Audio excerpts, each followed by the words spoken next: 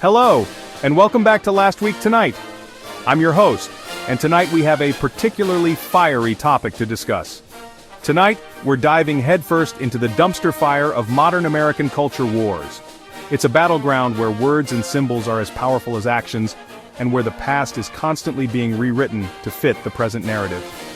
Buckle up, because we're talking about the Washington Commanders. Yes, the football team that has been at the center of a storm of controversy for years. Remember them, the team formerly known as the Redskins? A name that was once a proud emblem of the team's identity but has since been cast into the dustbin of history. Oh, that's right, we can't say that anymore. The name has been deemed offensive, and using it is now a cultural taboo. It's offensive, or so they tell us. The debate over the name has sparked intense reactions from all sides, with some seeing it as a necessary change and others viewing it as an overreach of political correctness. This is the story of how a name became public enemy number one. It's a tale of cultural shifts, public pressure, and the power of words to shape our reality. And how a team's attempt to appease the woke mob backfired spectacularly. The Washington Commanders' rebranding was meant to be a fresh start, but it has instead become a lightning rod for controversy, leaving fans and critics alike questioning the true impact of such changes. Many longtime supporters feel alienated, clinging to their old memorabilia as a reminder of what once was. They argue that the change erases a part of their history and identity. On social media, the debate rages on. Some praise the change as a step forward in social justice, while others decry it as an unnecessary concession to a vocal minority. Team officials and Native American groups have weighed in, each with their own perspectives and stakes in the outcome. The controversy has highlighted the complexities of balancing respect for cultural sensitivities with the preservation of tradition. As we explore this issue, we'll look at how other teams with controversial names are handling similar pressures and what this means for the future of sports branding in America. So stay tuned, because tonight's episode is about more than just a name change. It's about the ongoing battle over who gets to write the history we all share. Once upon a time in the land of the free, where the American spirit thrived and the nation's capital stood as a beacon of democracy and the home of the easily offended, a new wave of social consciousness began to sweep across the country. People from all walks of life started to voice their concerns about various issues, including the names and symbols of sports teams. Among these teams was the Washington Redskins, a storied franchise with a rich history in the National Football League. The name Redskins had been a part of the team's identity for decades, evoking images of fierce competition and proud tradition.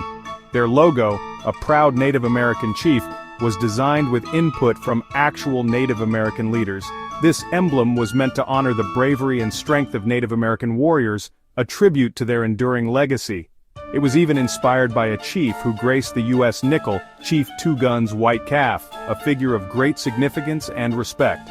The intention behind the logo was to celebrate and remember the contributions of Native Americans to the nation's history. But hey, who needs historical context, right?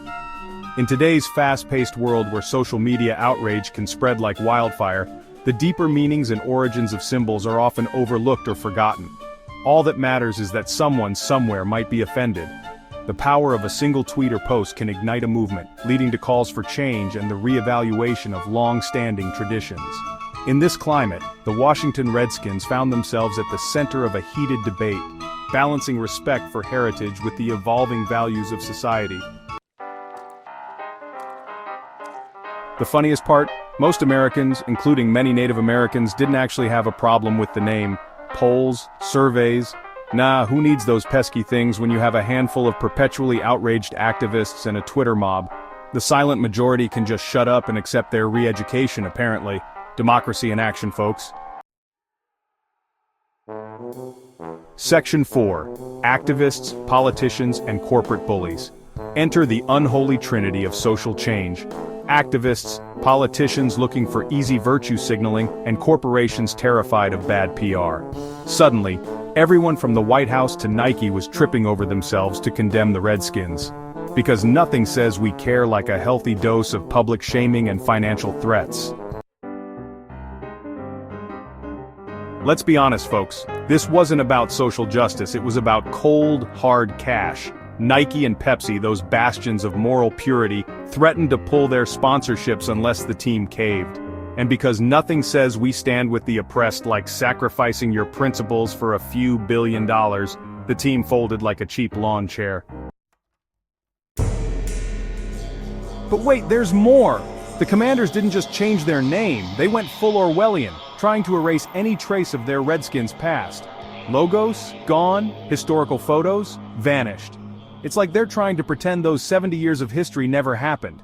Ministry of Truth, anyone? Meanwhile, back in the real world, the Commanders are busy being, well, the Commanders. They practice hard, they strategize in their meetings, and they bond in the locker room. It's a cycle of preparation and camaraderie that defines their daily lives. They play games, they win some, they lose some. The highs of scoring a touchdown and the lows of losing a game are all part of the journey. Each game is a new chapter in their ongoing saga, filled with moments of triumph and heartbreak. But who cares about actual football when we can endlessly debate the name of the team? The name change has sparked countless debates on sports talk shows, made headlines, and become a hot topic among fans. It's a controversy that seems to overshadow the actual performance of the team on the field. Clearly, this is the most pressing issue facing America today. In a world filled with social issues and public debates, the name of a football team has somehow become a focal point. News anchors discuss it with the same urgency as they would a major political event, and people protest as if it were a matter of life and death. So, there you have it, folks. The Washington Commanders continue to play football, but their name remains a topic of endless discussion. Fans still wear their merchandise with pride, and the stadium still fills up with cheering supporters. The game goes on, but the conversation around the name never seems to end. The Washington Commanders, a shining example of what happens when political correctness, corporate greed, and historical revisionism collide. The name change debate is a microcosm of larger societal issues where different forces clash and create a spectacle that captivates the public's attention. Tune in next week when we'll tackle the pressing issue of whether or not Yankee Doodle is offensive to groundhogs. In a world where every topic can become a controversy, who knows what will capture our attention next? Stay tuned for more absurdities and debates that make you wonder about the priorities of our society.